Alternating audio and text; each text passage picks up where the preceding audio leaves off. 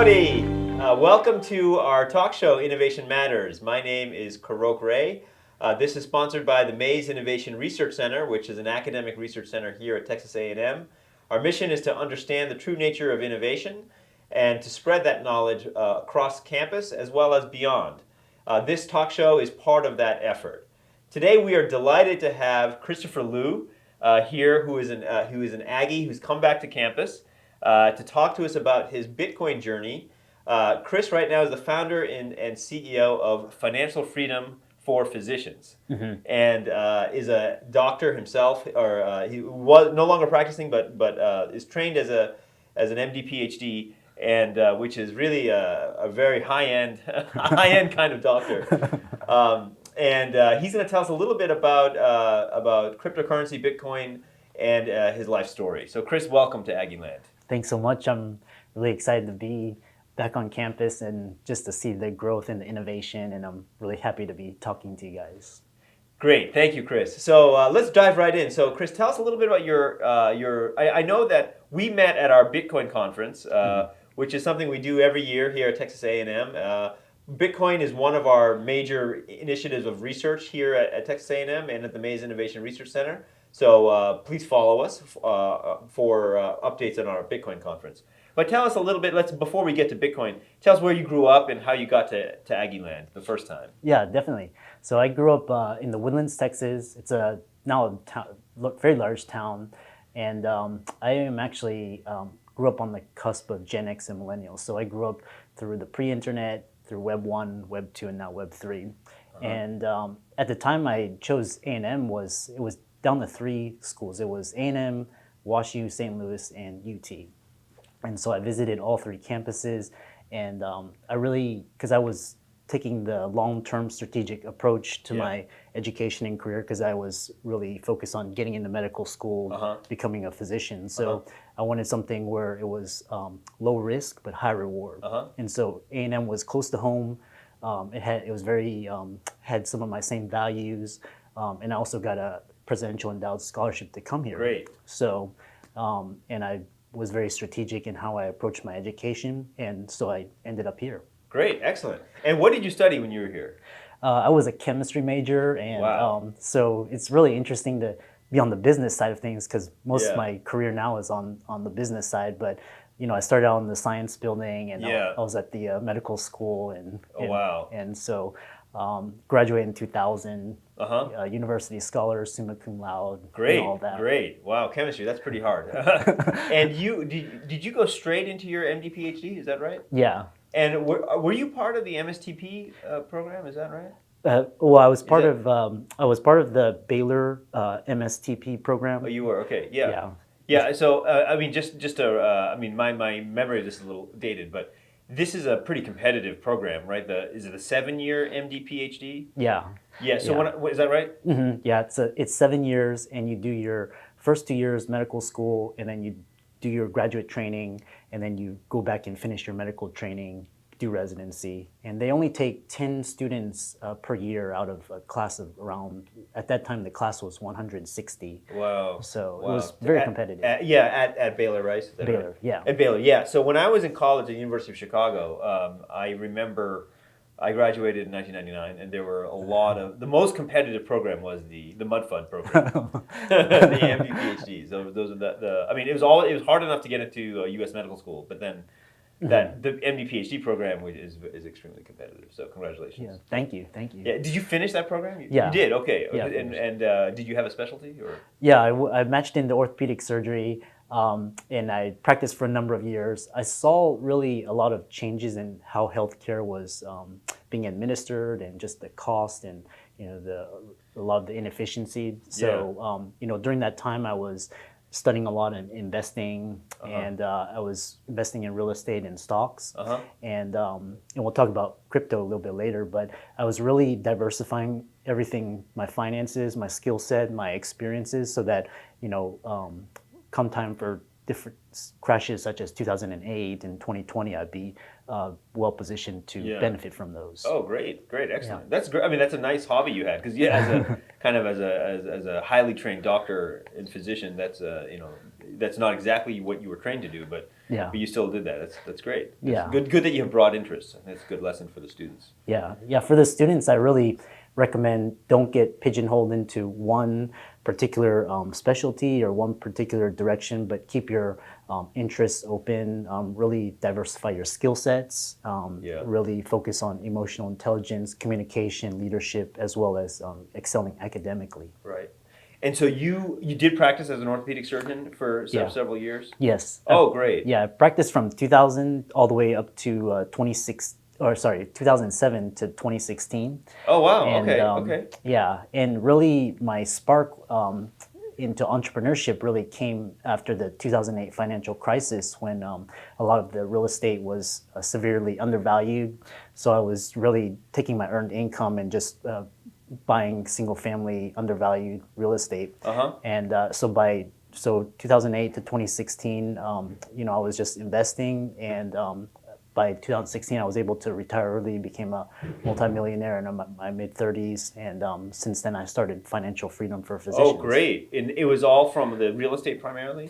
Yeah. Okay, so this was real estate, where was it? All across Houston or Texas or everywhere? It was mostly in the Texas Medical Center. So there's a really interesting market in the medical center, because there's so many doctors, students, nursing, pharmacists that go there to study, so they're all in need of housing. And it was really extremely cheap to buy real estate. A 2-bed, 2-bath condo, 1,500 square feet. Back then you could buy for $70,000, $80,000. Oh, really? Wow, that's pretty good. So I really took advantage of those. And you were renting those out? Yeah, renting those out. Oh, okay. And real estate really gave me a great opportunity to learn business and hone my investing skills. I see.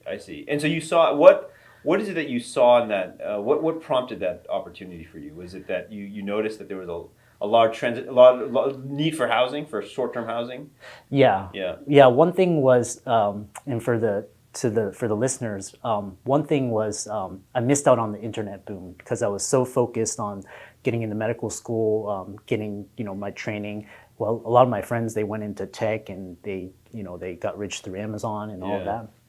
So I missed that boat. But really, during my training, I really focused on seizing the next opportunity. So really, when 2008 hit, I knew that was my moment to really capture opportunity and get in when everybody was. Warren Buffett says, when everybody's fearful, get greedy. So that's when you bought most of your properties, right? During the housing crash. Right after the housing crash, and during the and Houston experienced a boom from 2011 to around 2016, because there were so many healthcare jobs and people moving into Texas. So. Yeah, that's great. Now let's turn to Bitcoin. How did you arrive at Bitcoin? It's a really amazing journey, and it's really kind of a side narrative that's actually become my predominant focus since 2021.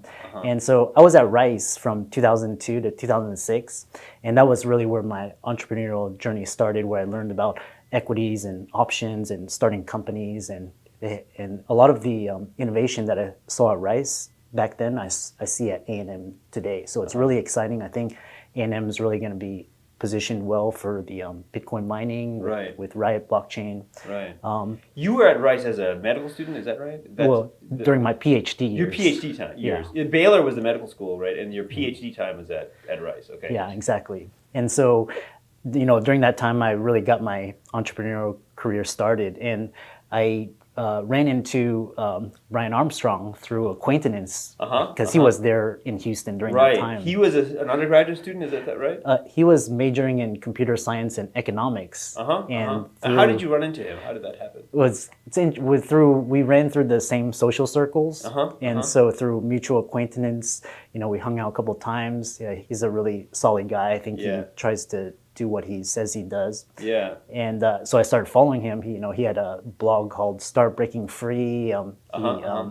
He he took a leap from Deloitte to starting his own company. Right. And I followed him through Carwu, Argentina, and then Coinbase. Followed him in what sense? Like online or online, and sometimes we'd exchange emails. Oh, okay, great. Yeah. Okay. But mostly, through his writings. Through his writings, right? Yeah. Right. And then there was one post that particularly intrigued me was when he was starting Coinbase, back in 2012. Yeah, yeah. And it was really interesting because he was describing this new technology known as Bitcoin. So I really became fascinated and really curious. So I went and looked up the white paper. And what year was this, just so we can benchmark? This was 2011, 2012. 2011, wow. Yeah. What was the price of Bitcoin back then?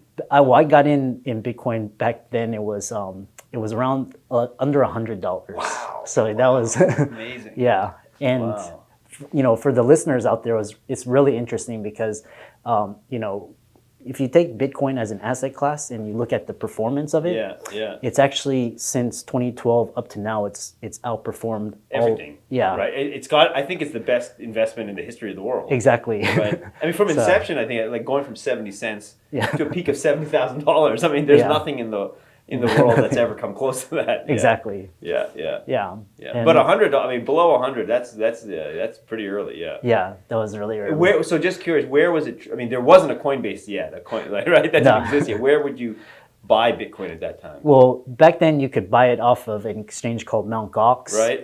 I didn't do that because it was all overseas, and so when Brian started offering the ability to buy Bitcoin off of Coinbase, that's where I started. That's where I bought my first Coinbase. Oh, really? Yeah. Okay, so you were one of those first Coinbase customers. Yeah. Wow. I'm not sure which customer I was, but I was pretty early. I think within a week or two when they were allowing. Really, that early? Huh? Yeah. Hey, that's so cool. Yeah, it's fascinating. I know Brian's doing bigger things now. Yeah. But it's an interesting story to I tell. hope you held on to it. Yes, I did. Great. So it's all in cold storage on a hardware wallet. Yeah. That's awesome. That's awesome. That's great. So was your primary interest that you were buying Bitcoin? Yeah. Was that just you bought once, or you kept buying, or what was your plan? Most of the time, so I bought one large batch back in 2012, and the reasoning was I had a good mentor, and they were talking about the asymmetry of Bitcoin. So you could asymmetry meaning you spend a little, but you get a lot. So basically, he was saying, okay, you put a month's salary into Bitcoin. Yeah. Worst case scenario, you lose it. Right. You're still young, you can make it up. Sure.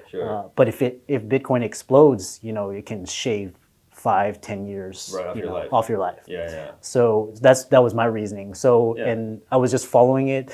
There was a lot of times, 2013, 2017. There's almost the dark days that we're experiencing now. Right. And I just held because I believed in the technology. I saw a lot of applications and development and a lot of just future potential uses. So well, now I'm just curious about this time in history.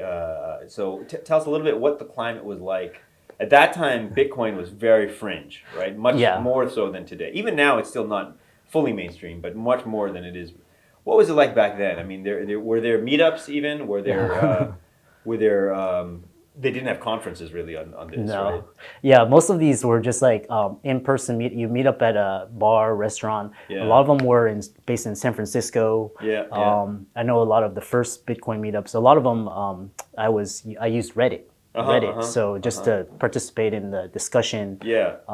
And the climate was really, what's interesting was I would watch the price of Bitcoin, and it was just exponential. It was just amazing to see how one single idea and a technology was just. So I watched it go from 90 to 100, almost triple, quadruple. And sometimes it would fall 80%. Right. And it was just very volatile. Right, but you still didn't sell. I mean, that's impressive that if it goes up by 5x, that's amazing return on the stock market. But exactly. So most stock investors would have sold by then, but you chose not to. Yeah, I just hold on to it. After the Mt. Gox hack, I transferred all of my Bitcoins from Coinbase onto my hard wallet. Right. It's been a really great portion of my portfolio. Yeah. And right now I'm really fascinated about, just the whole ecosystem and the whole DeFi space. And, I also got into Ethereum back in 2017. Where was that back then? What price? Back then, Ethereum was around 100, 120, Okay. but I was, Okay. got Okay. in sub 1,000. So Okay. Yeah. Great. yeah. So, And so now let's kind of go into the weeds a little bit. I know that among the Bitcoin community, there's some controversy about the altcoins, because Bitcoin is sort of the original one and probably the most decentralized of the coins. Were you aware of any of this kind of, I guess this would you call it maybe civil war between the Bitcoiners and the altcoiners? yeah. Did you have a view on that?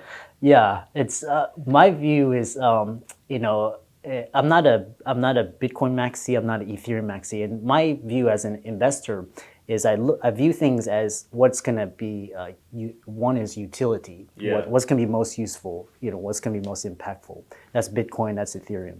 Second is what is the most going to have the greatest network effects or adoption. Right. So as an investor, I don't really look at specifically Bitcoin has its advantages, it also has its downfalls, Ethereum as well. And so, with altcoins, it's kind of it's different because you have to really look at it in terms of whether these are protocols, software. Some people look at altcoins as small nascent tech companies, and a lot of people think it's just gambling. With altcoins, it's really that's why I study the altcoin market a lot, but I don't really invest a whole lot into it because because projects will come and go. Right. There's no clear dominant winner right now. For example, like there's Solana, Matic, Polkadot. Nobody knows who's gonna. So, but for early students interested in the space, I would really look at Bitcoin, Ethereum, just understand their consensus mechanisms and whether or not you want to use them for financial assets or things. So you still believe in Bitcoin, I'm guessing? Absolutely, yeah. But the question is, are you still buying Bitcoin? Yes. Oh, you are? Yeah. Even at this, that's great. Even today. Well, now it's down at kind of a short-term low, so. Yeah. So, like I said, my whole investment thesis from equities to real estate is always buy on the dips, and so the largest dips give you the best opportunities. Right. And so even when Bitcoin dropped to 27K a couple weeks ago, I bought in there. Did you? Great. So and just continue the dollar cost average. Yeah, that's great. So that's awesome. What else are you doing? Are you doing anything? I know besides attending our Bitcoin conferences, nowadays, do you participate? How else do you participate in the Bitcoin community? Well, I've really focused on really trying to spread content and good information and forming strategic partnerships. And so I have a podcast where I bring on entrepreneurs, really focused on Bitcoin, Ethereum, DeFi, NFTs. Right. I just came back from permissionless, and I'm going to Consensus next week. Yeah. And so I go to these conferences really to network and really get a really fresh sense of where the state of things are. And I'm actively, blogging, creating videos, my podcasts. Great. Yeah. That's excellent. Well, thank you for joining our community. Yeah. One thing I wanted to let you know about is that we're doing, Texas A&M is doing a lot on Bitcoin mining. So the center, the Mays Innovation Research Center, which is hosting this podcast, is forming a partnership with the Energy Institute on Bitcoin mining. And part of the reason, as you may have guessed from our conference just last month, is that Bitcoin mining is a huge growth industry in Texas. Yeah. Almost 10% of the world hash rate is right in Texas. Exactly. And we're going to collaborate with all of the miners around here, which is, a lot of them are in Rockdale, which is just an hour away. And I think there's a great opportunity for providing education for students to learn about this booming industry. I think it'll only grow over time. Yeah. And then eventually we'd like to gather data from all the miners to become like an international data hub of Bitcoin mining data here at Texas A&M.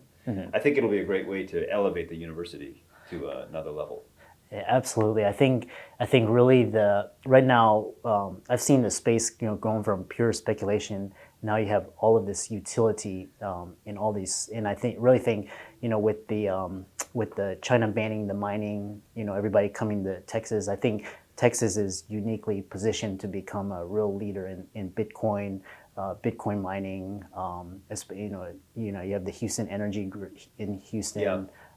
So it's I think if A&M plays it well and and is strategic, it can do very well in this space. Yeah, I hope so. And we hope to have eventually a Bitcoin mining facilities either on campus or on the Relish campus. If you're not familiar, the Relish campus is 8 miles north of us, which is another 2,000 acres that we have in addition to the 5,000 we're on here, which is really going to be our science and technology hub for the whole system. Well, that's fantastic. Yeah. Great. And so now tell me, nowadays aside from following Bitcoin, what else are tell me about your company, the Financial Freedom Company. How does that work? Yeah, so I founded Financial Freedom for Physicians in 2016 after I retired early, and it was really its mission was to empower. Initially, it was physicians to achieve financial freedom, so that they could live life on their own terms. And since then it's really grown. I've written 4 books. I've spoken on most of the major physician platforms. And last year when my brand grew so much after the pandemic, I really opened it up, and I really wanted to spread the message of economic freedom. And so I really started focusing on which areas have the greatest potential to promote that idea. And this is specifically targeted for physicians, is that right? Well, initially it was, and now it's open to it's nurses, pharmacists, and now I have investors and business owners, coming on. So is there something about the doctor mindset that you specifically can speak to?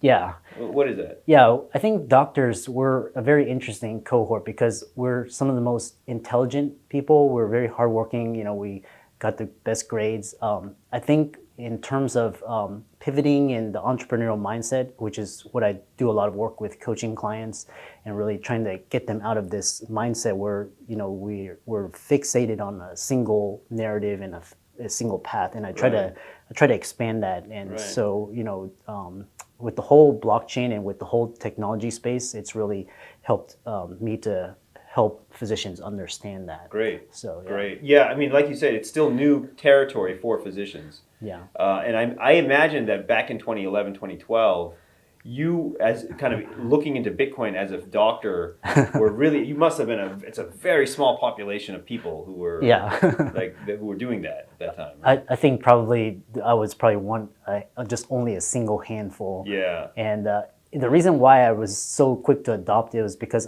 again, I missed the internet boom. And so, I saw what I missed out on. I missed out on Amazon and Google and Facebook. So since then, I've really been focused on what innovation is, where the world is headed, how technology plays in innovation. Because I think technology is going to be a key component in, the infrastructure and where our society goes. For sure. Yeah, I will need to put you in touch with a friend of mine in Wisconsin, Jason, who is also a doctor who had started, just like you, I think he is an orthopedic surgeon. I think that's exactly right. I think there's something about orthopedic surgery. He attended our conference, our Bitcoin conference last year, and he emailed me afterwards, and he really felt that need for more education. He launched his own platform, which just last month, called lookingglass.com. Oh, really? Yeah, okay. And he's, I'm not kidding, he's an orthopedic who got into Bitcoin. I'll have to contact him. You'll have to contact him. I actually had orthopedic surgery last year, so I need to ask my doctor if he's following Bitcoin. But I broke my arm. But okay. Yeah, I have a plate in my arm now. But I told my doctor that was the best 2 hours of my life. I was in massive pain beforehand, and then he fixed it. So that was great for me. Yeah. So tell me, what you're not practicing medicine anymore, right? I retired 2016. 2016, right? Yeah, now solely focused on managing my investments, growing my portfolio, and really just immersing myself in the crypto space and creating partnerships and creating content and spreading the message. So and now what's next? Let me ask you, what's the next for you? Next decade or so? Do you have any big strategic moves you're making or thinking of? Yeah, I mean the future is bright. So so now is I've grown my brand and my following. Really, I think I just coming back from permissionless, with all of the protocols with DeFi, really studying those. I think that's gonna allow investors and entrepreneurs to create greater yields with their money. Yeah. What I see in the future is, for example, crypto and DeFi are going to be the new, it's kind of the monetary system. Right. And it's going to be connected by wallets and stable coins. So that's going to sort of enable mainstream adoption. And that's going to be, that's going to be the financial payments. And then the kind of the whole economy is going to be this NFT, Web3, this social Web3 ecosystem. So it's really exciting to see everything, play out. I think, for example, just as an example, now they're creating protocols so that you can actually borrow against your NFTs. So Right. NFTs are going to be huge, especially. But you said also it's a bubble, so you do believe they're overvalued. Yeah, any sort of technology, Yeah. nascent technology, you're going to have speculation, you're going to have bubbles, you're going to have crashes. Right. And So people paying thousands of dollars for a JPEG of a monkey, for example. Yeah, exactly. Yeah. What's interesting is, so innovation has a trend, so it's always up and to the right, and within that you have like smaller players. Majority go to zero. Yeah. But then you have the Amazons and the Googles. Sure. So it's important to follow these trends in these spaces, and only invest money that you can afford to lose. So don't put all your eggs in one basket. Don't put all your money into just one single coin, and you have to diversify your assets. Asset allocation is very important. Yeah. And then go from there. Okay, great. Yeah. Great. Now, I know. I mean, some of the space is it's a little, like I said, it's a little controversial. Maybe I'm I'm close to some of these debates, being in the Bitcoin community here in Texas. There's a huge amount of capital that's flowing into this space. Yeah. I wonder how this is going to play out, given that it seems to me it's a little unprecedented. The amount of, A16Z just raised $4.5 billion. Yeah. Just an insane amount on cryptocurrencies. Yeah. Do you have any opinions on sort of, is that a good thing? Is it, do you think that'll be good for the space? I think it's really great for the space. When you have the biggest venture capital firms investing, billions into it, I think that's just a sign that the industry is growing.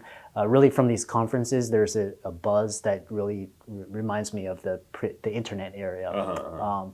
What I think is really great is that you have innovators and people that are willing to back a lot of these projects, and again, we talk about mass speculation and mania, but like I said, the direction of innovation always goes up and to the right. So I think it's, especially A16Z, they've made a lot of great bets, in the last 20 years. Right. And so, what's going to be really interesting is, Bitcoin kind of went mainstream in 2017, with all the, and now that we have a lot of institutions. So it's going to be really exciting. Yeah. So. Yeah. I mean, my only concern is that I wish more of that money would be flowing into Bitcoin development, because it still seems to me that Bitcoin is the best asset there is. I mean, it's the most decentralized. It has the longest history. Yeah. It's based on good philosophical foundations. Yeah. And I'm somewhat disappointed that the most recent funds are not putting any of their money towards Bitcoin development. They're putting a little bit. I mean, the guy who hired the guy who started Facebook's cryptocurrency is now supposed to be starting a company, Lightspark, for Lightning development. Okay. Yeah, but I wish there was more on the Bitcoin side. Yeah. We need more. I think, again, Bitcoin is the daddy of all of and it's really kind of, if you're going to go into crypto, I would focus on Bitcoin itself. I think a lot of these firms, they're actually seeking returns. So if you're looking at it from a return standpoint, I think, Bitcoin can probably, they're predicting 10x over the next 5-10 years, but like if you compare it to, like, for example, other coins, they're probably looking for 50, 100x. Right. So that's probably why. But right. But, of course, those are riskier because there's like thousands of them, right? Yeah, so exactly. Which one is going to make it? Yeah, exactly. Yeah. Great. And so, do you have any other? Let's turn the conversation back to Texas A&M. Let's think about your time here as a student. What would you say? What advice would you give to students, current students, about skills or habits they should develop that turned out to be useful for you? Oh man, like if I wish to the listeners, I wish I could be an undergraduate now, because when I came to A&M in '96, that was right when the internet boom was really starting. So, and like I said, Gen Z really are really going to carry out. So millennials started the whole revolution, and Gen Z is where they're going to make it everything come to fruition. So there's the greatest single opportunity is right before our eyes with technology, with innovation.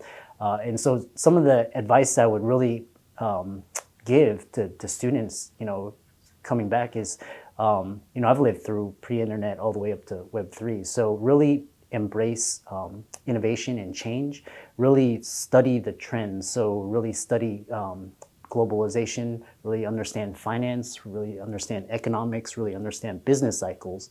And from there, you can get a good macro framework of how money works, how institutions work, and then tie it together with your academic career. So your academic career gets you, your fundamentals and makes your contacts, and really focus on excelling academically. Also focus on what they call soft skills. So communication, emotional intelligence, leadership, management.